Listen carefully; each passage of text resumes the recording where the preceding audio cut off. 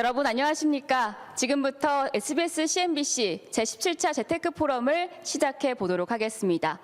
저는 오늘 포럼의 진행을 맡은 아나운서 장현재입니다. 반갑습니다.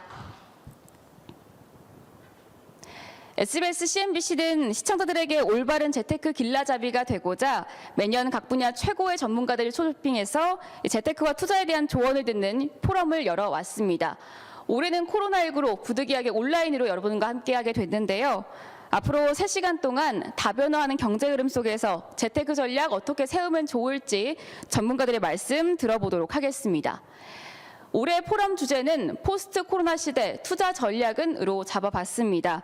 코로나19 팬데믹으로 실물 경제가 요동치고 있는 상황에서 앞으로의 전략 세우기가 중요한 시점입니다. 포스트 코로나 시대에 어떻게 대응해야 할지 오늘 각 분야 최고의 전문가 3명이 전하는 투자의 지혜 잘 귀담아 들으시고 최적의 투자 전략 세우시길 바랍니다. 강연 들으시고 궁금하신 점은 유튜브 댓글로 남겨주시면 감사하겠습니다. 그럼 세션 1 바로 시작해 보도록 하겠습니다. 이재만 하나금융투자 투자전략팀장님과 동학개미의 진수를 보여주마 하반기 주식 투자 전략은 이란 주제로 이야기 나눠볼 텐데요. 이 팀장님은 전 동양종금증권 투자전략 애널리스트이자 2018년 하반기 베스트 애널리스트 2관왕을 하시며 지금까지도 주요 경제지 투자전략 베스트 애널리스트로 활동하고 계신 전문가님이십니다. 이 팀장님 자리로 모시겠습니다.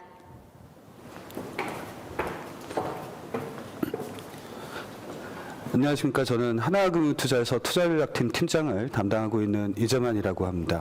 오늘 제가 주제로 발표드릴 부분은 이제 주식시장 쪽 관련한 전망에 관련해서 말씀을 드릴 텐데 아무래도 이제 재테크 포럼 주제에 좀 맞게 전반적으로 보게 되면 코로나가 있었고 코로나 이후에 주식시장에 대한 생각이라든가 산업별 그리고 업종별 이런 쪽에 대한 영향들 이런 것들을 종합적으로 좀 말씀드리도록 하겠습니다.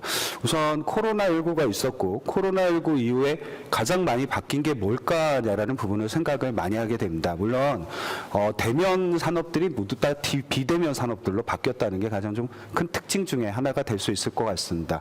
이런 재테크 포럼이라든가 이런 것들이 대부분 다 온라인 강의라든가 이런 쪽으로 대체되는 것도 가장 큰 변화 중에 하나일 것 같습니다. 근데 좀 그런 쪽에 대한 산업 변화보다는 우선 이제 주식시장이라든가 금융시장에 대해서 가장 크게 변한 부분은 각국이 굉장히 막대한 유동성 확장 정책을 폈다는 부분을 분명히 갖고 있는 것 같습니다. 지금 보이시는 저 그림 자체를 잠깐 설명을 좀 드리면 각국은 이제 GDP라는 규모가 있습니다. 그러면 GDP 대비해서 중앙은행들이 갖고 있는 자산의 규모가 있을 겁니다. 물론 중앙은행의 자산 규모는 밖으로 흔히 얘기하는 시중으로 풀린 돈이라고 보실 수도 있는 부분이 되는 것 같습니다. 보시는 것처럼 미국이나 유럽이나 모두 다 자산의 중앙은행들의 자산 규모가 GDP 대비 거의 30% 정도 수준을 넘어가고 있습니다. 사상 최고 수준이라고 볼 수 있죠. 어떻게 보면 작년에 올해에 대해서 경기를 예측할 때 좀 경기가 일반적으로 좀 좋아질 거고 그러다 보니까 중앙은행들이 유동성을 다시 회수할 거라는 생각을 했었는데 코로나19가 생기게 되면서 경기 침체에 대한 위기를 방어하기 위해서 각국의 중앙은행들이 굉장히 크게 자산 규모를 늘렸다는 특징이 있는 것 같습니다. 여기에 이렇게 하나 정도 생각을 해볼 수 있는 게 연준이겠죠. 미국의 연방준비은행이라고 불리우는 미국의 중앙은행이 있습니다. 근데 미국의 중앙은행이 최근에 발표한 정책들을 이렇게 정리를 해보면 물론 자산 규모도 굉장히 커졌고 시중으로 자금을 확대시키는 것도 맞기는 한데 아주 특징적으로 어떻게 보면 과거에는 연준이 하지 않았던 일들 예를 들면 연준은 투기 등급의 회사채는 살 수가 없습니다. 근데 이번에 규정을 좀 바꿔서 투자 등급에서 투기 등급으로 떨어진 회사채는 살 수가 있고 기업보험도 직접적으로 사줄 수가 있고 그리고 부채담보부 채권이라고 불리우는 CLO도 직접 사게 됩니다. 그러니까 예전하고는 좀 다르게 중앙은행들도 위험자산을 살 수 있다는 특징을 좀 보여줬던 것 같습니다. 일본의 중앙은행이야 여태까지 계속 자산을 늘리면서 양적 완화를 폈기 때문에 그닥 이번 양적 완화 자체가 흔히 얘기하는 깜짝 쇼는 아닐 수는 있어도 실제로 계속적으로 자산 규모가 늘어난다는 부분 이런 부분들이 유동성이 굉장히 크게 확대되는 이런 과정들 그리고 그게 모든 국가들의 중앙은행들이 공조하고 있다는 점들 이런 것들이 가장 크게 좀 변한 부분이 되지 않을까 생각을 갖고 있습니다. 중앙은행만 정책을 공조한 거는 아닙니다. 실제로 보게 되면 정부들도 정책을 공조를 했죠. 정부 정책의 공조를 함이 예를 들면 재정 지출이 되겠죠. 경기 부양책이라든가 아니면 우리나라 쪽으로 보시게 되면 추가 경정 예산이라고 불리는 추경이라든가 이런 부분들이 되지 않을까 생각을 갖고 있습니다. 한번 좀 생각을 해보실 수 있는 이슈 중에 하나가 지금처럼 중앙은행들이라든가 각국 정부들이 돈을 많이 풀었을 때가 있었을까를 한번 생각을 해보게 됩니다. 가장 최근의 예가 2009년에 글로벌 금융위기를 극복했 때 한번 중앙은행과 각국 정부들이 굉장히 돈을 많이 풀었었던 적이 한 번 있었죠.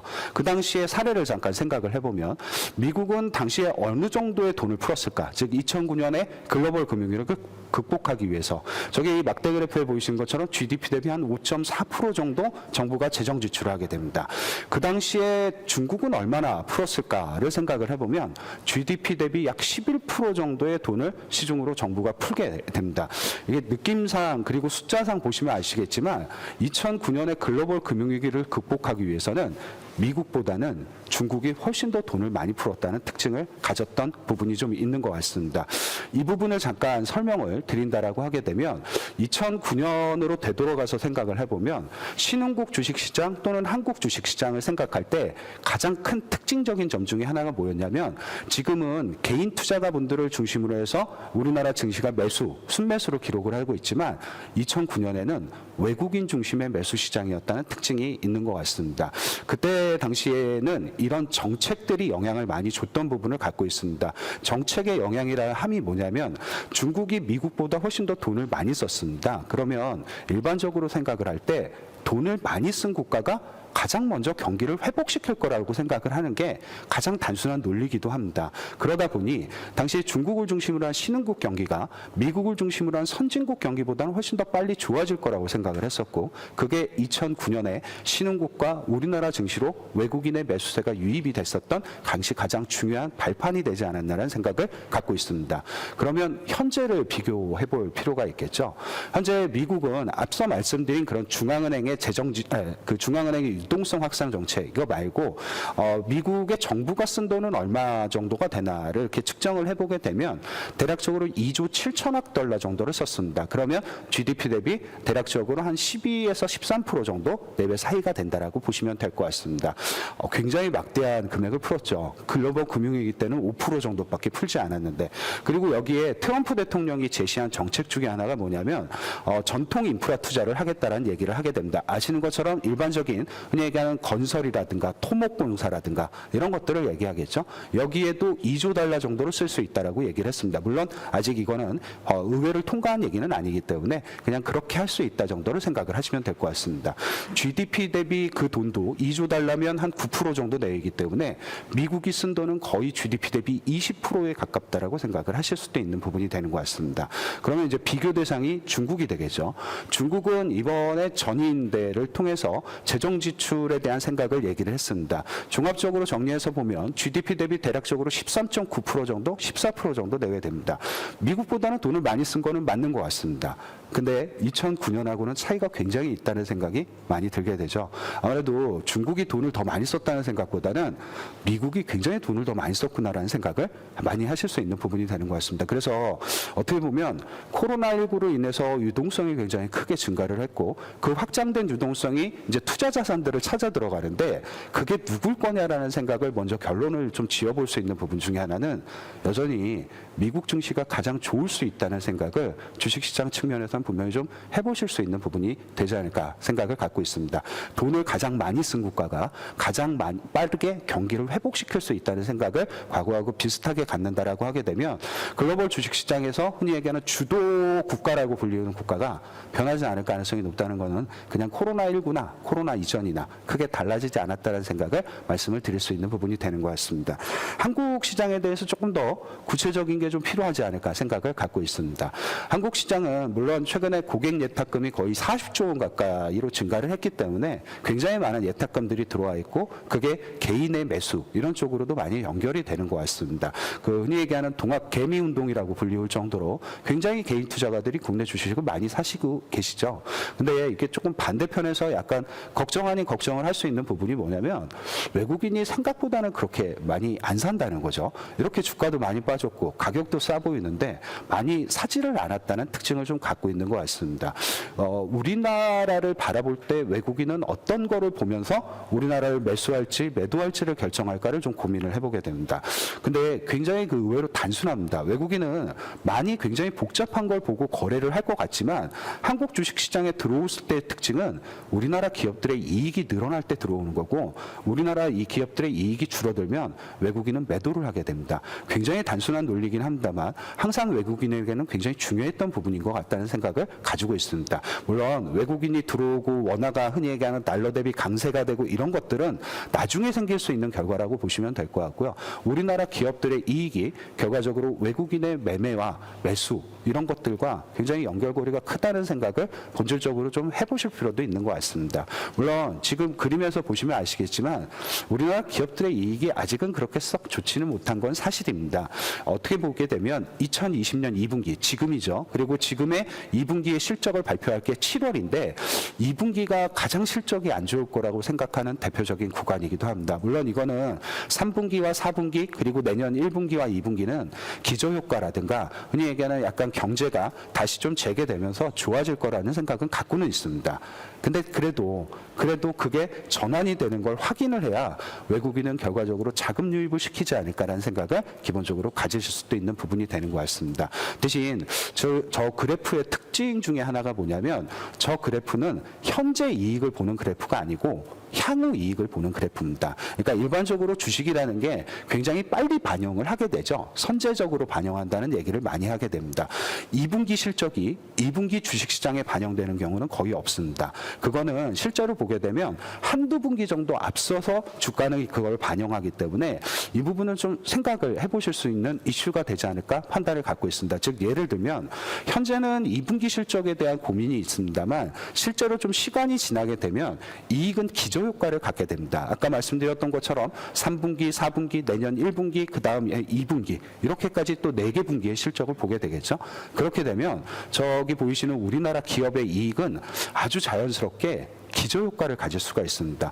기저효과가 별거 아니라고 생각을 하실 수도 있겠습니다만 모든 국가 그리고 모든 기업들의 이익이 개선될 때는 첫 번째는 항상 기저효과가 필요합니다. 안 좋아졌다 먼저 좋아지고 그 좋아짐이 나중에 추세적으로 연결이 될 때 가장 좋은 그림을 가질 수가 있는 거죠. 근데 지금은 아마도 실적을 발표하는 시즌쯤 되면 결과적으로 한 6월이나 7월 정도가 되게 되면 내년 2분기까지의 실적이 중요해지게 될 겁니다. 아주 자연스럽게 이익은 기저효과를 가질 거고 외국인은 하반기 정도가 되면 한국 시장을 충분히 매입할 수 있는 요인이 하나 생긴다는 생각을 갖게 됩니다. 향후 이익이 괜찮아질 거라는 생각을 기본적으로 가질 수 있기 때문에 이런 형태의 판단을 좀 해보실 수가 있지 않을까 생각을 갖고 있습니다. 시간상에 대한 생각은 좀 말씀을 드렸습니다. 하반기가 되면 자연스럽게 기저효과가 생길 거고 그래서 이익은 개선되는 것처럼 보일 거고 그 개선되는 것만큼 외국인은 자금 유입이 가능할 거다라는 생각을 먼저 말씀을 드리면 기업들의 이익이 어떤 방향으로 좋아지느냐도 되게 중요할 수 있는 부분이 되는 것 같습니다. 기업의 이익이 어떤 방향으로 좋아진다라는 걸 먼저 말씀드리기 이전에 선결돼야 되는 조건이 하나가 필요하겠죠. 그게 뭐냐면 우리나라 실적이 안 좋아지는 걸 주가가 충분히 다 반영을 했느냐는 부분을 먼저 생각을 많이 해보셔야 될 것 같습니다. 코스피 기준으로 하게 되면 장중에 최저가를 형성을 했던 게 3월이었습니다. 당시에 코스피가 1440포인트까지 빠졌었죠. 이틀간 100포인트씩 빠지면서 1440포인트를 기록을 했습니다. 그러면 저 1440이 갖고 있는 함의적인 내용이 뭘까냐라는 부분을 생각을 하게 됩니다. 1440을 가지고 우리나라 코스피 기업들의 상장 기업들의 또 이익을 역으로 계산을 해낼 수가 있습니다. 연간 이익이 58조 원 정도 된다라고 보게 되면 지수가 1440포인트 정도 됩니다. 58조 원이라는 이익에 대해서 감을 갖고 좀 말씀을 드리자면 우선 우리나라 2019년도에 상장 기업들의 순이익은 72조 원 정도 됐습니다. 58조 28조 원이면 20% 정도 감익이 된 거죠. 이미 1,440포인트까지 내려갔다 올 때는 기본적으로 작년보다 올해 이익이 20% 정도 안 좋아질 거라고 생각을 이미 반영을 한 겁니다. 두 번째로는 올해 우리나라 상장 기업들의 이익 전망치가 또 있겠죠. 물론 다 믿지는 않으시겠지만 대략적으로 현재 이익 전망치 코스피 기업들 기준으로 하게 되면 88에서 87조 원 정도 됩니다. 그러면 이거보다도 58조 원은 대략적으로 40% 정도는 낮은 금액이기도 하죠. 그러니까 20% 정도의 감익 추정치가 40% 정도 하향 조정될 거라는 걸 저 1440포인트는 반영을 했다라고 보시면 될 것 같습니다. 20% 정도 감익이 되고 40% 정도 추정치가 하향 조정되는 건 글로벌 금융위기 정도밖에는 없었다는 특징도 갖고 있는 것 같습니다. 상당히 극단적으로 주가는 이익의 추정치의 하향 조정과 감익을 반영을 했다. 이미 선제적으로 생각을 먼저 한번 해보실 수 있는 것 같고요. 그리고 여기서 제가 아까 말씀드리려고 했던 이익의 개선은 두 가지 방향이 있을 거다라는 말씀을 드렸습니다. 이익 개선의 두 가지 방향이라는 것 자체를 어떻게 이제부터 설정을 하느냐에 따라서 코스피가 얼마나 올라갈 수 있는지의 계산, 그러니까 흔히 얘기하는 목표가라고 불리우는 부분이 달라질 수가 있습니다. 우선 기업들이 이익을 개선시킬 때 어떤 방법이 두 가지가 있을까를 생각을 하게 됩니다. 첫 번째 방법은 비용을 절감시키는 방법이 있습니다. 물론 아주 좀 기업 측면에서 보게 되면 물론 좀 쉽지는 않겠습니다만 선택할 수 있는 가장 앞설 수 있는 빠른 방법이기도 합니다. 이익을 개선시킬 때 비용을 줄이는 방법이 가장 독보적으로 괜찮을 수도 있는 방법 중에 하나인 거죠. 기업 측면에서 보면. 그러면 기업이 흔히 얘기하는 비용을 절감시킨다라는 의미를 제가 사례를 하나 들어서 말씀을 드리면 우리나라 전체 상장 기업들의 순이익의 한 30% 정도는 삼성전자가 차지를 하고 있습니다. 그만큼 삼성전자가 중요하죠. 물론 지수에도 중요합니다만 이익에도 미치는 영향이 굉장히 중요할 수밖에 없습니다. 근데 이제 삼성전자도 어느 순간에는 투자가 필요하고 투자를 줄일 때도 있는 거라고 생각을 갖고 있습니다. 일반적으로 투자가 늘어날 때는 삼성전자의 매출이 늘어나면 투자가 늘어날 겁니다. 매출이 잘 되니까 더욱더 투자를 해서 매출을 많이 늘리려고 하겠죠. 그리고 투자가 줄어들 땐 똑같겠죠. 반대로 생각하시면 매출이 줄어들면 투자가 줄어들 겁니다. 근데 의외로 2012년에서 13년 같은 경우를 보시게 되면 삼성전자가 매출이 꾸준히 늘어는 납니다. 근데 삼성전자의 투자는 줄어들게 됩니다. 이런 국면들이 우리가 생각할 수 있는 대표적인 비용 절감형 이익 개선의 국면이라고 생각을 해보실 수 있는 부분이 되는 것 같습니다. 저때 당시 특징을 잠깐 말씀을 드리면 삼성전자는 2012년에서 13년까지 이익이 굉장히 좋았습니다. 물론 굉장히 많이 늘지는 않았습니다만 꾸준히 증가를 했던 거죠. 왜 그랬을까를 좀 생각을 해보게 되고 현재하고 약간 오버랩을 시킨다라고 하게 되면 우선 기업이 흔히 얘기하는 투자를 줄이게 되면 감가상각비가 줄어들게 됩니다. 물론 회계상 이익이긴 합니다만 그래도 그러다 보니까 비용이 줄어들어서 이익이 늘어나는 효과를 하나를 갖습니다. 두 번째로는 삼성전자 같은 경우는 대표적으로 반도체 메이커 회사입니다. 글로벌 거의 독점 기업에 가까운 반도체 메이커 회사죠. 그러면 이 회사가 투자를 줄이게 되면 반도체 공급량이 줄어들게 됩니다. 그러면 반도체 가격이 올라갈 수도 있는 부분이 되는 거죠. 삼성전자에게는 그렇게 불리한 방법은 아닐 수가 있습니다. 이익도 늘어날 수 있고 그리고 이 기업의 이익이 우리나라 상장 기업의 30% 정도를 차지하고 있다 보니까 마치 우리나라의 전체 이익도 좋아지는 것처럼은 보일 수 있을 겁니다. 근데 문제가 뭐냐면 2012년에서 13년을 딱 떼어놓고 보게 되면 삼성전자를 빼면 나머지 기업들은 이익이 좋아지는 기업이 거의 없었다는 특징도 갖고 있는 것 같습니다. 물론 여러 가지 이유가 있겠습니다만 단순하게 생각을 했을 때 삼성전자와 같은 글로벌 밸류체인 상위 기업이 결과적으로 투자를 줄이게 되면 그 밸류체인 밑에 속한 기업들 자체는 조금 어려워질 수 있다는 걸 반증해 볼 수도 있는 부분이 되는 것 같습니다. 이렇게 되면 이런 형태로 진행이 되는 비용 절감형 진행형 과정에서는 코스피가 얼마나 오를 수 있을까를 한 번쯤은 생각을 해보게 됩니다. 제가 여기 2012년에서 13년까지 코스피가 가졌던 기대 수익률, 그때 당시 측정을 할 수 있었던 기대 수익률을 이제 추적을 해서 그래프로 좀 그려보게 되면 코스피가 가질 수 있는 가장 최대 기대 수익률은 비용 절감형일 때가 한 12% 정도 됩니다. 그러면 12%를 2,000포인트에 대해서 12%를 한 게 게 아니고 여기서 보시는 것처럼 기준선이 대략적으로 코스피를 기준으로 하면 1900포인트 정도 됩니다. 그러면 1900포인트에서 한 12% 정도 위쪽으로 생각을 하시면 이런 비용 절감형 이익 개선이 나타났을 때는 코스피의 상단이 한 2150 정도 내외가 될 수 있다라는 생각을 먼저 갖게 됩니다. 가장 기업이 선택할 수 있는 그 앞단에 있는 가장 빠른 방법을 제가 비용 절감이라고 생각을 했고, 그래서 비용 절감을 통해서 코스피가 올라가면 어느 정도까지 이익 개선을 통해서 올라갈 수 있는가는 한 2150 정도가 먼저 생각을 해보실 수 있는 포인트가 되는 것 같습니다. 대신 이거는 약간 베이스한 시나리오고 어떻게 보면 흔히 얘기하는 좀 생각을 할 수 있는, 충분히 할 수 있는 시나리오인데, 조금 다음 케이스는 가장 그 베스트한 케이스라고 불리우는 좋은 쪽의 시나리오를 갖고 풀면 코스피가 또 상당히 좀 달라질 수도 있겠죠. 왜 기업들이 이익을 늘릴 때, 개선시킬 때는 비용 절감형도 있겠습니다만 매출이 개선돼서 이익이 늘어나는 방법도 있습니다. 가장 좋은 방법이기도 하겠죠. 그러면 매출이 개선된다는 의미를 생각을 많이 해보게 됩니다. 우리나라에서 매출이 개선될 때 그 특징은 기본적으로 수출이 좋아질 때 기업들 매출이 개선되게 됩니다. 물론 지금 시가총액 코스피 기준에 시가총액 1위 기업과 2위 기업은 삼성전자하고 SK 하이닉스고 3, 4, 5위 기업이 다 아시는 얘기하는 바이오 관련 기업들, 셀트리온 아니면 이제 삼성 바이오로직스 아니면 그 밑에 있는 뭐 네이버라든가 카카오라든가 LG화학이라든가 삼성 SDI라든가 LG생활건강이라든가 대부분 기업들이 예전하고는 굉장히 성격이 많이 달라졌죠. 어떻게 보면 수출이라는 게 그렇게 안 중요할 수도 있지 않냐라는 생각을 과거와는 좀 달리 해보실 수는 있는 부분이 맞는 것 같습니다.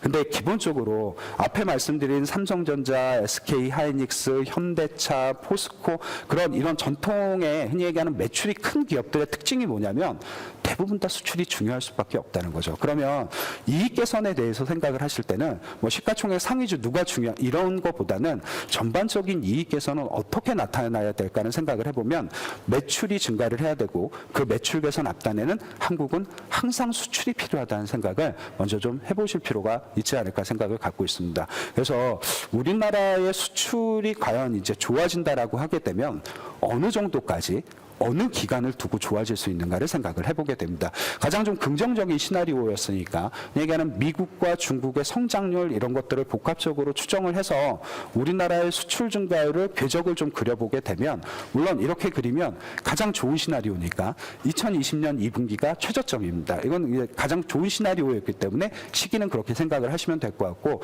3분기하고 4분기가 마이너스 폭이 줄어들게 됩니다. 그리고 내년 1분기로 가면 우리나라 수출 증가율은 플러스권 안으로 진입을 하게 됩니다. 전년 동월 대비 기준이 되겠죠. YOY라고 불리우는. 그리고 내년 2분기가 되면 수출은 가장 높은 절정을 형성을 할 가능성이 높다라고 보여지게 됩니다. 대략적으로 한 10% 중반대 정도까지는 수출이 회복을 할 수 있지 않을까라는 생각을 갖고는 있습니다. 근데 수출을 갖고 한국 코스피의 수익률을 어떻게 측정을 할 거냐라는 건 굉장히 단순한 방법으로 하시면 됩니다. 여기 보이시는 이 그래프는 우리나라의 수출 증가율과 코스피의 수익률 그래프입니다. 이게 보시게 되면 뭐 추이가 이런 의미라기보다는 추이도 비슷할 뿐더러 절대값이 굉장히 거의 유사하다는 특징을 갖게 됩니다. 즉 물론 주가니까 진폭이 조금 더 있는 건 사실입니다. 어느 정도 베타라는 게 조금 더 주가니까 클 수밖에 없는데 그 베타를 감안하더라도 실제적으로 수출 증가율과 한국의 코스피의 수익률은 거의 유사하다라고 보실 수도 있는 부분이 될 것 같습니다. 과거에 우리나라 수출 증가율이 10% 중반대 정도를 회복을 했을 때 그러면 우리나라 코스피의 수익률은 얼마였나를 보게 되면 대략적으로 가장 상단이 한 20% 정도 됐었습니다. 그러면 내년에 2분기가 수출 증가율이 한 10% 중반대 정도까지 회복을 한다라고 생각을 하게 되면 코스피가 가질 수 있는 상단은 기대 수익률은 20% 정도 될 테고 1900포인트를 기준으로 해서 20% 정도 된다라고 하게 되면 2300포인트 정도가 되지 않을까 생각을 갖고 있습니다. 이거는 가장 좋은 시나리오로 말씀을 드렸을 때 풀릴 수 있는 부분이고 대신 이거는 좀 확인의 과정들이 필요할 겁니다. 아직은 뭐 수출이 다 뭐 저점을 찍고 이렇게 형성을 했다라고 말씀드리기가 좀 조심스러운 부분이 없지 않아 있기 때문에 이 부분은 앞으로 우리나라 수출 데이터들이 발표가 되겠죠. 월 말쯤에 다 발표가 되니까 한 번씩 이렇게 꼭 체크를 해보시면서 수출의 궤적과 흔히 얘기하는 수출의 YOY 변화율이라든가 이런 것들을 같이 추적을 해보시게 되면 코스피의 수익률 그리고 내가 어느 정도 상단을 갖고 가야 되는지에 대한 생각을 조금 결정하실 때 분명히 좀 도움을 드릴 수 있는 중요한 변수가 되지 않을까 생각 갖고 있습니다. 수출의 데이터는 우리나라 수출 데이터가 가장 중요합니다. 왜 그러냐면 글로벌 전체적으로 봤을 때 가장 먼저 움직이는 지표이기도 하기 때문에 항상 좀 관심을 갖고 보시면 되지 않을까 생각을 갖고 있습니다. 제가 그래서 두 가지 방법을 통해서 얘기하는 우리나라 코스피 상단이 어느 정도 될 거냐라는 생각을 먼저 말씀을 올려드렸습니다. 그러면 이제 좀 생각을 해봐야 되는 건 이제 투자 전략들에 대한 아이디어가 되지 않을까 생각을 갖고 있습니다. 여러 가지 이제 컨셉들이 있는데 저희가 생각을 하는 건 세 가지 정도의 컨셉들을 갖고 말씀을 좀 드리도록 하겠습니다. 우선 첫 번째로 생각할 수 있는 투자 전략의 컨셉이라는 게 뭐가 있을까는 지금은 굉장히 글로벌 증시의 주도주라는 게 모든 사람이 다 알고 있습니다. 잘 아시는 소프트웨어 기업이라든가 이커머스 기업이라든가 게임 기업이라든가 헬스케어 기업들, 그러니까 흔히 우리가 알고 있는 언택 소비 제주들이 대부분 다 지금의 주도주의 역할을 하고 있습니다. 그거는 꼭 한국 주식시장에서 네이버, 카카오, NC소프트 이런 게 아니라 미국 주식시장에서도 다 마찬가지입니다. 그 예를 들면 미국 주식시장에서 이렇게 불리우는 기업들이 팡맨이라는 기업들이 있습니다. 7개 기업을 묶어놓은 거죠. 그러니까 팡맨의 F는 페이스북이고, 그리고 애플, 엔비디아, 흔히 얘기하는 마이크로소프트 이런 기업들을 포함한 7개 기업들이 현재 나스닥에서 차지하는 시가총액 비중이 한 41% 정도 됩니다. 뭐 꼭 한국만 언택 소비주로 가 있고 언택 주도주가 아니라 미국도 마찬가지고 모든 국가들이 다 비슷하다는 특징을 갖고 있는 것 같습니다. 근데 이게 전략적인 측면에서 좀 생각을 해보면 고민이 많이 되기는 합니다. 왜 그러냐면 이게 어떤 기업을 알고 어떤 기업에 투자를 하고 내가 그거를 통해서 주가에 대한 수익률을 얻기 위해서는 나만 알고 있는 게 제일 중요합니다. 근데 이건 나만 알고 있지는 않은 것 같습니다. 모든 사람이 다 알고 있고 글로벌 투자가들이 대부분 다 알고 있는 사실이기도 하죠. 그래서 여기서부터는 뭔가 이렇게 모든 사람들이 다 알려져 있으니까 한 번쯤 어떻게 하면 좀 차별화를 시켜볼까라는 생각이 좀 중요한 포인트가 될 것 같습니다. 이게 제가 그 과거의 사례를 하나 말씀을 드리면, 왜 우리나라가 2014년에서 16년 이렇게 지나가는 동안 그때 당시 우리나라 그 주식시장에서 주도 업종이라는 게 있었습니다. 그때 당시 주도 업종이 두 가지가 있었죠. 하나가 화장품 업종이었고 다른 하나가 헬스케어 업종이었습니다. 지금 보이시는 화면의 그래프의 오른쪽을 먼저 이렇게 왼쪽을 보시게 되면 우선 2014년에서 16년까지 우리가 생각을 했던 건 LG생활건강이라는 화장품 기업과 아모레퍼시픽이라는 화장품 기업은 항상 주가가 같이 갈 거라고 생각을 했습니다. 근데 실제로 장기적으로 놓고 보게 되면 결과적으로 시가총액 흔히 얘기하는 탑 10위 안에 들어있는 기업은 LG생활건강만 남게 됩니다. 보이시는 차트의 오른쪽 차트 보시면 헬스케어 기업들이 잘 나갔던 2014년에서 16년 같은 경우도 일반적으로 그때 당시에 한미약품과 셀트리온은 항상 주가가 같이 올라갈 거라고 생각을 했죠. 근데 지금의 우리나라 코스피의 시가총액 탑 10 안에 남아있는 기업은 셀트리온만 남아있습니다. 그러니까 어떻게 보면 주도 업종이라는 게 모두 다 알려지고 시간이 좀 지나버리게 되면 분명히 종목들 은 어떤 이유를 갖고 차별화가 될 수 있다는 생각을 조금 많이 해보실 수 있는 부분이 좀 되지 않을까 생각을 갖고 있습니다. 예를 들어서 우리나라의 소프트웨어 기업들이 지금 주가가 되게 좋을 거라고 지금 주가가 올해 들어서 되게 좋다라고 많이 생각하시죠.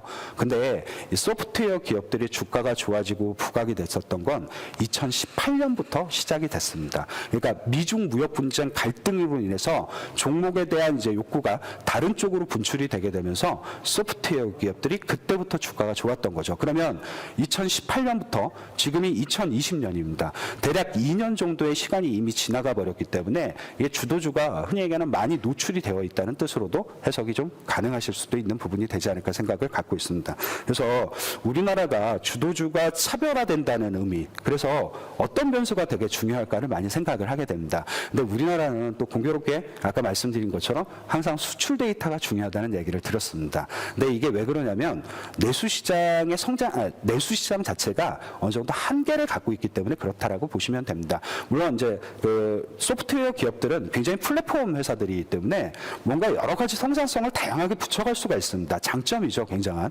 근데 문제가 그래도 내수 시장 안에서만 하게 되면 그 매출의 한계점이 일찍 봉착을 할 수도 있다는 특징을 갖고 있는 것 같습니다. 그래서 과거에 우리나라에서 주도주 역할을 했었던 업종들의 특징을 보게 되면 그 당시에 수출을 이끌었던 업종들이기도 했었습니다. 예를 들어서 2007년에서 2006년, 7년 뭐 이럴 때 우리나라가 조선과 철강 업종이 대단히 주도 업종이었었죠. 당시에 포스코하고 현대중공업. 그때 보게 되면 우리나라 수출에서 수출 비중이 가장 빠르게 높아졌던 건 선박하고 철강이었습니다. 2010년에서 11년 우리나라에서 차화정이라고 불리면서 자동차 업종이 굉장히 한번 크게 부각이 됐었습니다. 그때 누가 수출을 주도했냐면 자동차가 그때 당시 우리나라 수출을 주도했습니다.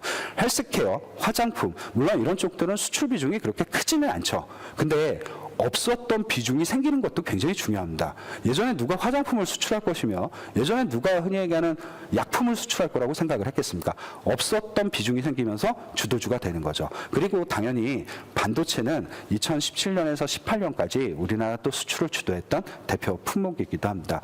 한국은 항상 수출이 중요한 것 같습니다. 외형 성장을 위해서는 이게 성장주라고 불리우면 항상 매출 증가율이 필요한데 그 매출 증가율을 충족시키기 위해서는 내부적인 요인보다는 이런 흔히 얘기하는 밖에 나가서 특히 해외 경쟁을 통해서 매출을 늘리는 게 가장 중요할 수밖에 없다는 생각을 많이 하게 됩니다.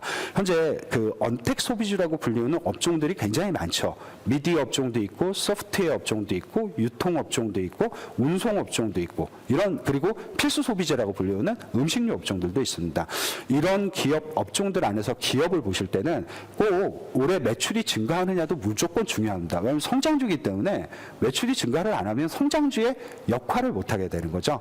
근데 또 한편으로 항상 꼭 중요한 건 그 기업이 해외 매출 비중이 꾸준히 늘어나고 있느냐도 가장 중요한 변수가 될 겁니다. 물론 현재 해외 매출 비중도 중요합니다. 뭐 지금 30%니 앞으로 40% 이런 것도 굉장히 중요한데 제 생각에는 조금 더 중요할 수 있는 게 뭐냐면 현재는 해외 매출 비중이 없는데 이게 어떤 이유로 인해서 해외 매출이 1%라도 늘어나게 되면 주식시장에서는 굉장히 좋게 평가받을 수 있는 모멘텀에 대한 변화라고도 인식이 가능할 것 같습니다. 그래서 앞으로 이런 언택 관련 소비주들 또는 지금의 주도주들인 뭐 소프트웨어, 헬스케어 뭐 이런 것들을 좀 측정하시고 골라내실 때는 매출 성장률과 그리고 항상 흔히 얘기한 주도주의 역할을 할 수 있는 해외 매출 비중이 꾸준히 늘어나느냐의 여부 이런 것들을 꼭 중요하게 따져보실 필요가 있지 않을까 생각을 갖고 있습니다. 네, 여기서 참 말씀드리기 어려운 업종 중에 하나가 그 헬스케어라고 불리우는 제약 바이오 업종은 굉장히 좀 어려운 업종이 되죠. 이게 품목도 다르고 성질도 다르고 너무너무 다양한 뉴스도 있고. 근데 이거는 조금 한 번쯤은 생각해 보실 수 있는 이슈에 대해서 잠깐 말씀을 드리면 여기 보이시는 그 막대 그래프의 의미를 잠깐 설명을 드리도록 하겠습니다. 그러니까 일반적으로 국가들은 의료비를 지출을 하게 됩니다. 뭐 개인이 지출하는 돈들 이런 걸 다 합쳐서 총 의료비 지출 금액이 있습니다. 이 금액에서 과연 의료 시설을 위해서 투자되는 금액이 어느 정도 되는가를 또 측정할 수도 있겠죠. 그러니까 의료 시설이라는 게 병원 인프라도 되고요. 진단 장비라든가 앰뷸런스라든가 흔히 얘기하는 의료 소프트웨어 이런 쪽을 다 포괄한다라고 생각하시면 될 것 같습니다. 막대 그래프의 높이가 낮으면 낮을수록 헬스케어에 지출된 금액보다 투자된 금액이 낮은 거죠.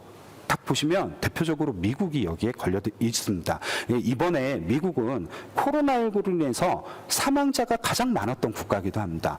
의료 시스템이라든가 이런 거에 대한 취약성이 좀 많이 부각이 된 국가이기도 하죠. 그러면 앞으로 어떤 미국 정부의 어떤 대통령이 들어오느냐 이런 것도 굉장히 중요할 수 있겠습니다만 누가 들어오든지 간에 한 번쯤은 저런 의료 시스템에 대한 개혁이라든가 의료 인프라에 대해서 투자를 많이 할 수 있다는 생각을 해보실 수도 있는 부분이 분명히 좀 있지 않을까 생각을 갖고 있습니다. 그래서 아마 의료라든가 아니면 제약 바이오 이런 쪽들, 헬스케어 장비 서비스 이런 쪽들은 아마 이거에 의해서 앞으로 투자 포인트가 굉장히 변할 수 있다는 생각을 갖게는 되게 됩니다. 근데 이게 제가 이제 종목을 막 이렇게 언급을 드리려고 했던 게 아니라 전 세계에서 그 흔히 얘기하는 헬스케어라고 불리우는 제약 바이오가 PER이 또 가장 낮은 쪽이 누구냐라고 물어보면 다 미국 기업에 있습니다. 그러니까 예를 들면 미국의 헬스케어 건강관리 섹터의 PER은 17배 정도 수준이 됩니다.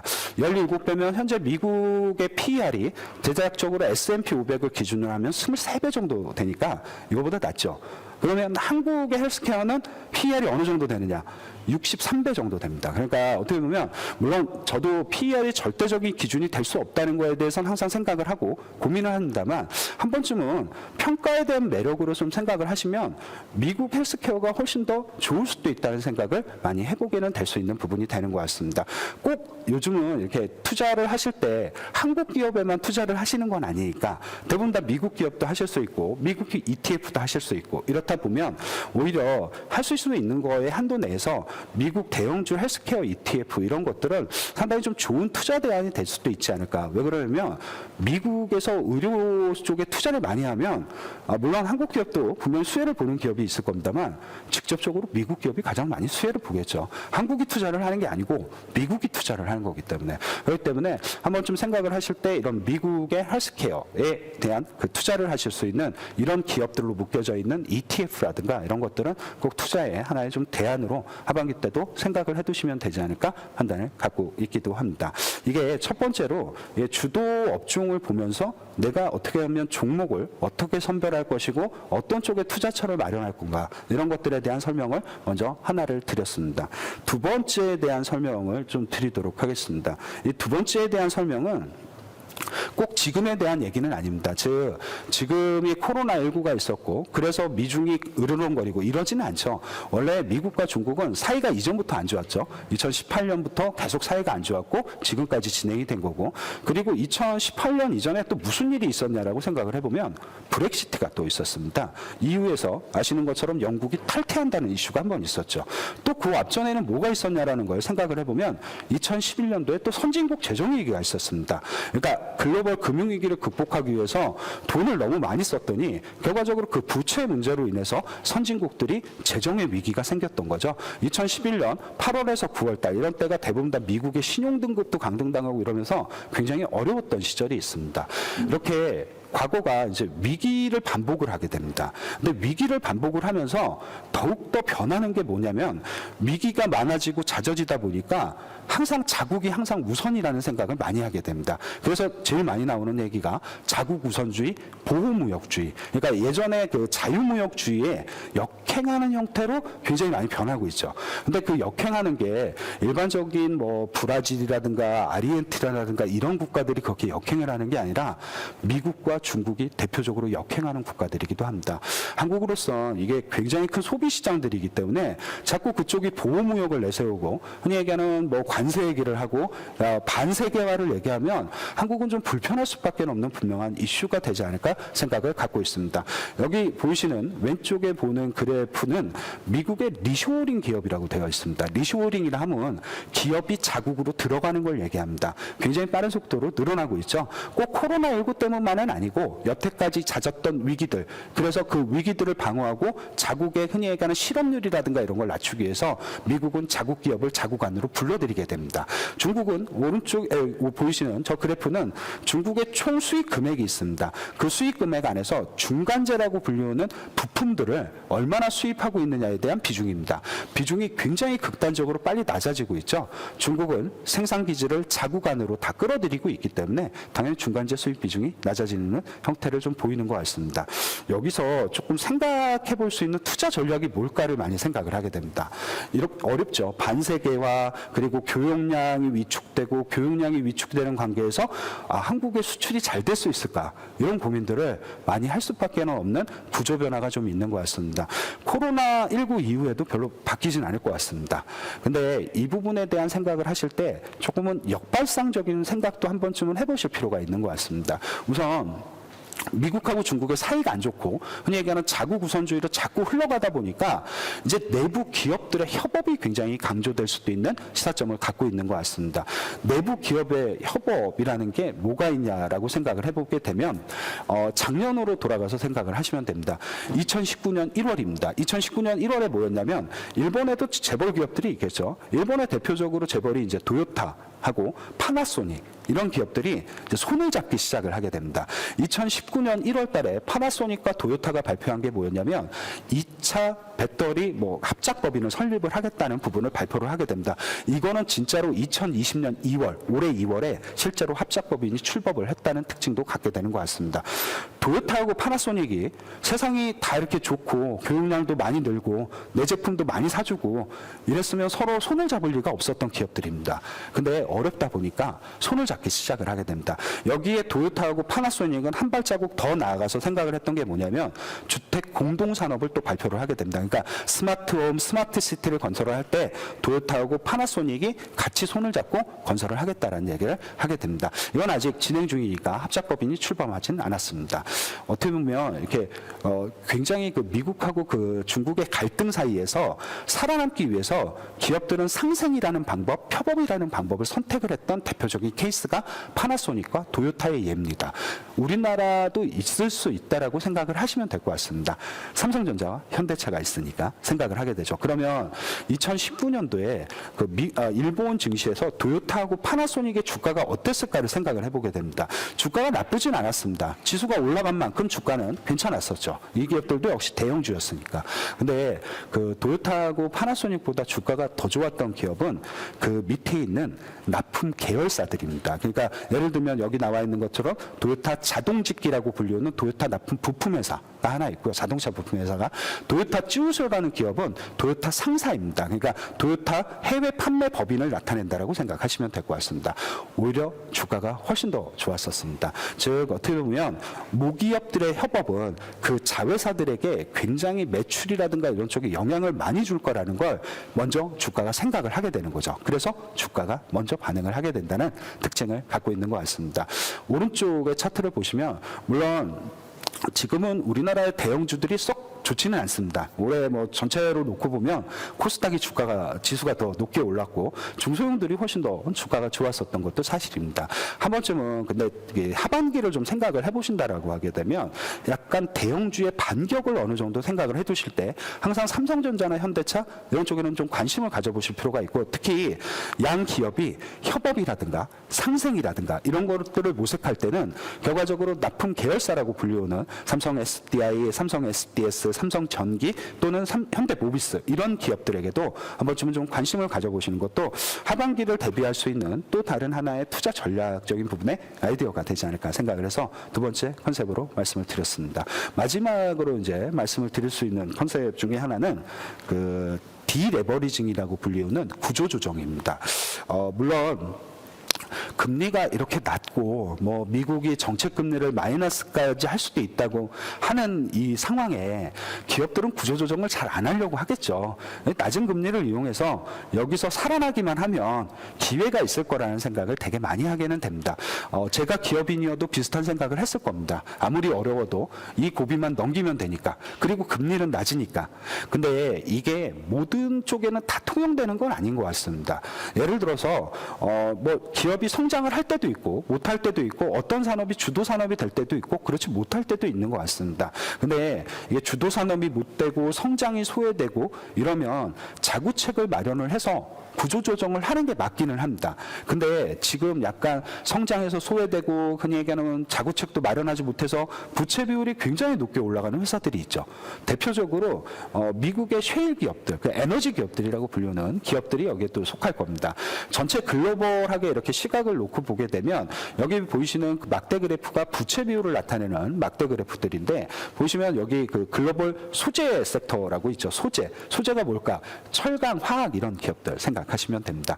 산업재가 또 있죠. 산업재는 우리나라 측면에서 보게 되면 기계라든가 조선이라든가 건설이라든가 항공이라든가 이런 업종도 생각하시면 될 것 같습니다. 에너지 업종이 있죠. 에너지는 그냥 우리나라 측면에서 보면 정유기업들, 미국은 정유기업과 여기 보이시는 것처럼 흔히 얘기하는 셰일 기업 이런 것들이 다 포함이 되어 있죠. 보시면 이게 글로벌하게 그러니까 다른 국가들의 부채 비율이 굉장히 이런 산업들은 높습니다.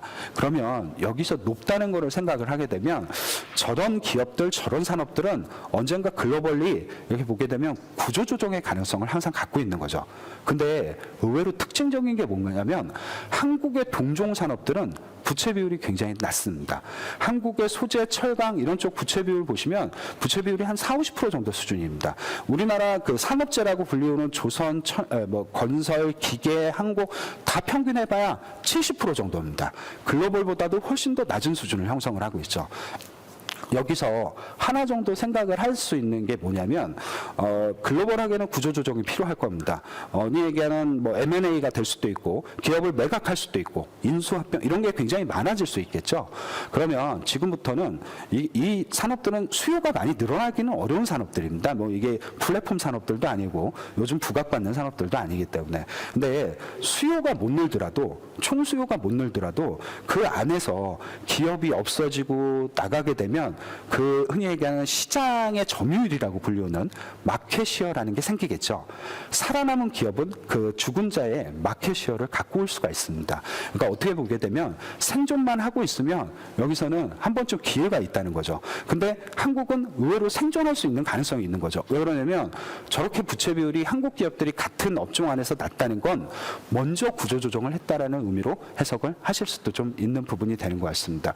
우리가 이렇게 주식을 보시고 투자를 하시려고 하실 때 대부분 의존을 많이 하시는 건 손익계산서에 대한 의존입니다. 물론 당연히 중요하죠. 매출액, 영업이익, 순이익은 얼마 늘었고 이런 게 되게 당연히 중요할 수밖에 없습니다. 근데 저 구조조정이라는 단계에 서게 되면 매출이라든가 이런 쪽보다는 훨씬 더 중요해지는 변수가 따로 생기게 됩니다. 대부분 잘 안 보시는 대차대조표, 현금흐름표 이런 것들이 대단히 많이 중요해지게 되는 거죠. 예를 들어서 하나 설명을 드리면 예전에 삼성전자하고 노키아라는 기업이 같이 있었습니다. 근데 예전에는 노키아가 훨씬 더 큰 기업이었죠. 근데 이게 어느 순간에 삼성전자가 확 역전을 하게 됩니다. 그 역전의 계기가 글로벌 금융위기가 여기에 있기도 했었습니다. 물론 삼성전자의 제품이 노키아보단 좋았었고 잘 팔렸으니까 당연히 그럴 수 있는 부분이라고 생각을 갖고 있습니다만 오히려 대차대조표를 이렇게 보고 있으면 많은 부분이 이 기업을 갈라놨구나라는 생각을 하게 됩니다. 삼성전자하고 노키아의 부채 비율이라든가 여기 보이시는 CFO라고 불리우는 부분은 현금흐름표에 영업활동을 통해서 기업이 창출하는 현금이 있습니다. 따로 계산이 되어서 나오는 부분도 있고 순연금이 있죠. 또 이 기업이 그러니까 부채가 너무 많으면 순연금이 될 수 없죠. 기업은 다 그 부채를 꺼야 되니까. 근데 순연금 쪽으로 가 있는 기업은 현금이 부채보다 많다는 뜻이기도 합니다. 좋게 해석을 하면 돈을 많이 갖고 있는 기업이 될 수도 있는 거죠. 아마 이런 부분들을 조금 이렇게 흔히 얘기하는 구조조정 과정 하에서는 굉장히 중요한 변수가 될 수도 있다는 걸 생각을 해보시면 될 것 같습니다. 이런 지표들은 우리가 알고 있는 성장산업에서는 이런 지표들을 필요가 없습니다. 성장산업은 아까 말씀드렸듯이 매출 증가율이라든가 해외 매출이 얼마나 늘어나냐는가 이런 게 굉장히 중요할 뿐이지 오히려 이런 지표들은 구조조정을 하고 있는 과정에 그 업종이라든가 산업에 대해서는 굉장히 중요할 수 있다는 생각을 좀 차별화된 포인트로 하나 생각을 해두시면 될 것 같습니다. 이런 쪽에서 보면 우리나라의 어떤 전통산업이 가장 높은 점수를 받을 수 있을까를 생각을 해보게 됩니다. 보시는 것처럼 부채 비율도 낮아야 되고 영업활동을 통해서 현금 흐름도 잘 나와야 되고 그리고 순연금 상태. 우리나라는 대표적으로 건설기업이 여기에 많이 포함이 되게 됩니다. 좀 특징적이기도 하고 대부분 좀 건설업종 자체가 많이 부각되기는 어렵겠죠. 이런 상황에서. 근데 한 번쯤 글로벌 전체 건설기업 뭐 이런 기업들이 솔직히 쉽지 않은 환경에 다 노출이 되어 있는 상황이기도 합니다. 한국이 여기서 생존만 하고 있으면 상대적으로 나머지에서 이렇게 흔히 얘기하는 아웃이 되는 기업들 이런 기업들이 생기면 생길수록 오히려 생존에 대한 수혜를 많이 받을 수 있다는 생각도 한번 해보신다라고 하게 되면 조금 좀 이렇게 이색적으로 이렇게 대차대조표라든가 현금 흐름표를 갖고도 기업들을 좀 산출해 볼 수 있는 하나의 그런 시기가 좀 되지 않았냐는 생각을 조금 충분히 해보실 수 있는 부분이 되는 것 같습니다. 오늘 제가 전체 하반기 주식시장에 대한 지수에 대한 생각을 앞에 시나리오별로 좀 나눠서 말씀을 드렸고 투자 전략에 대한 생각은 3가지 정도의 컨셉을 갖고 주도업종은 그 안에서 종목이 차별화될 거라는 생각을 하나 했었던 부분의 전략적인 아이디어와 그리고 두 번째로는 너무 어려운 반세계화 흔히 얘기하는 디글로벌라이제이션 시대에 살게 되면서 그거를 헤쳐나가기 위해서 기업들이 결과적으로 협업을 하고 상생하는 과정에서 생길 수 있는 나의 또 다른 투자 전략의 아이디어가 두 번째였고요. 세 번째가 이렇게 구조조정 과정에서 생존할 수 있는 기업에 대한 투자를 좀 해보시는 것도 하나의 좋은 투자 전략의 좀 아이디어가 되지 않을까 생각을 해서 3가지 정도 아이디어를 제가 갖고 말씀을 올려드렸습니다. 제가 오늘 전체적으로 재테크 포럼에서 설명드릴 내용은 여기까지였습니다. 네. 네, 이 팀장님 말씀 여기까지 들어봤고요. 이어서 Q&A 시간 가져보도록 하겠습니다. 궁금하신 점 있으시다면 지금 유튜브 통해서 댓글로 남겨주시길 바라고요. 먼저 현장에서 질문 받아보도록 하겠습니다. 네, 질문해 주시죠. 예, 팀장님, 저 SBS CNBC 조슬기 기자라고 합니다. 네. 그 해외 직구로 주식 직구를 많이 하는 분들이 좀 많이 늘었습니다. 네. 실제로도 국내 주식 많이 이제 시장 분석을 많이 해주셨지만 투자자들이 해외로 눈을 좀 많이 돌리는 추세인데 해외 기업 개략적인 그 상황도 많이 말씀해 주셨지만 그 좀 알려지지 않은 좀 이렇게 좀 새로 좀 떠오르고 있는 그런 분야의 종목들이나 업종이 있다면 어떤 좀 투자 팁을 조금 더 주실 수 있으신지 제가 여기 오기 전에 좀 그런 질문을 많이 받아가지고 한 말씀 부탁드립니다. 미국도 이렇게 노출된 기업이 너무 뻔하다 보니까 약간 그 기업들 자체가 그리고 시간이 많이 지났습니다. 이미 뭐 코로나19 이전 이런 때부터 훨씬 지난 시간부터 기업들이 이제 성장을 하다 보니까 약간 식상하신 면은 없지 않아 있을 거라는 생각을 저도 갖고는 있습니다.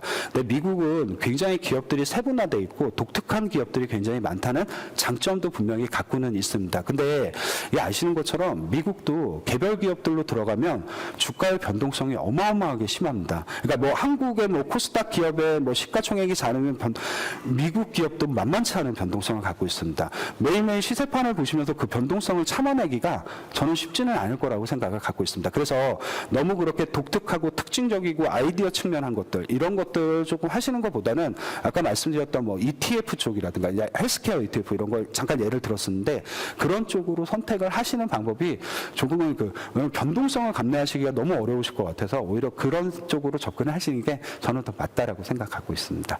네, ETF를 헬스케어 ETF 말씀을 해주셨습니다. 질문 하나 더 받아보도록 하겠습니다. 네, 팀장님 말씀 잘 들었고요. 그 최근에 그 주가가 굉장히 낮은 상태로 폭락했다가 지금 2,000선을 넘는 코스피가 2,000선 넘는 시점이 되니까 다들 그때 투자를 할 걸 하는 분들이 굉장히 많았던 것 같은데 사실 코로나가 언제 끝날지를 지금 예단하기 좀 어려운 상황이잖아요. 그리고 하반기에 뭐 가을 겨울이 되면 다시 또 활성화될 수 있다라는 우려들이 나온 상황에서 이렇게 명확하게 코로나 시대가 언제까지 가고 언제부터가 포스트 코로나인지를 좀 알기 어려운 시점에서 투자 전략을 세우자면 어떻게 하면 좋을까요? 이게 생각보다는 되게 어려운 게 이게 제가 뭐 질병 쪽에 대단한 그 학식을 많이 갖고 있는 게 아니다 보니까 언제 끝날지 솔직히 알기는 너무 어렵고 2차 감염에 대한 생각도 항상 고민을 많이 하게 될 수밖에 없는 것 같습니다. 겨울이 오면 다시 창궐할 거라는 생각도 많이 좀 갖게 될 수밖에 없는 것 같습니다. 근데 하나 정도 이렇게 생각을 해볼 수 있는 게 뭐냐면 이번에 지수가 급락하는 과정에서 반등을 할 때 속도가 느릴 거라고 생각을 했습니다. 왜냐하면 이게 시간이 좀 필요한 거죠. 뭔가 해결해야 되고 그러면 금융위기 때만 봐도 한 6개월 정도의 시간을 끌면서 해결을 했으니까 이번에도 그러지 않을까라고 생각을 했습니다. 근데 결정적으로 틀릴 수밖에 없었던 이유가 뭐냐면 모든 국가들은 너무 잦은 위기를 보면서 이미 위기는 어떻게 해야 매뉴얼처럼 대응해야 된다는 걸 가지고 있었던 거죠. 아까 왜 유동성을 막 풀고 막 이런 정책들이 굉장히 빠른 시간 안에 굉장히 광범위하게 나타나는 특징을 갖고 있는 것 같습니다. 그러면 만약에 2차 감염은 올 수 있다라고 저도 생각을 갖고 있습니다. 근데 1차가 코로나가 이렇게 확진될 때 대단히 위험했던 것 중에 하나가 뭐냐면 어떻게 해야 될지를 몰랐던 거죠. 어떤 매뉴얼을 갖고 내가 어떻게 해야 될지. 근데 지금은 1차에 대한 딱 그 확건 경험이 있기 때문에 2차는 매뉴얼이 있는 거죠. 통제하고 이렇게 다 가동하면 된다. 그렇기 때문에 그렇게 주식시장이 혼란스러울 것 같다는 생각은 솔직히 하지는 않습니다. 그래서 아마 2차에 대한 생각은 어느 정도 하긴 하는데 그 혼란적인 정도가 뭐 과거에 다시 한번 코스피를 그렇게 밀어내릴 정도의 그런 거는 아니다라는 생각 갖고 있습니다. 오히려. 네. 네, 알겠습니다. 이 팀장님 말씀 여기까지 들어보도록 하겠습니다. 팀장님 좋은 말씀 감사합니다. 감사합니다.